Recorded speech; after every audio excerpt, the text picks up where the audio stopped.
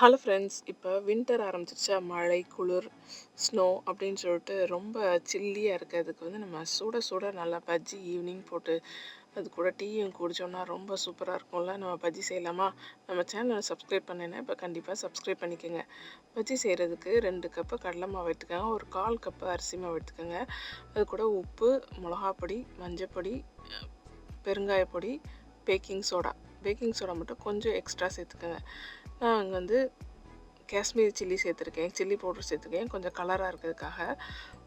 நல்லா அதை கொஞ்சம் இட்லி மாவும் இல்லாமல் தோசை மாவும் இல்லாமல் ரெண்டுக்கும் நடுவில் கொஞ்சம் கெட்டியாகவும் இருக்கணும், கொஞ்சம் தண்ணியாகவும் இருக்கணும். அந்த மாதிரி கலந்துக்கோங்க. கலந்துட்டு நம்ம சீச்சு வச்சுருந்த வாழைக்காய் இல்லைன்னா உருளைக்கிழங்கு அதை நல்லா அந்த இதில் டிப் பண்ணி, அந்த மாவில் டிப் பண்ணி நல்லா சூடான எண்ணெயில் பொரிச்சு எடுத்திங்கன்னா எண்ணெயும் குடிக்காது, சூப்பராக டேஸ்டியாக பொசு பொசுன்னு வருங்க. ட்ரை பண்ணி பார்த்துட்டு லைக், ஷேர் அண்ட் கமெண்ட் பண்ணுங்கள். தேங்க்யூ.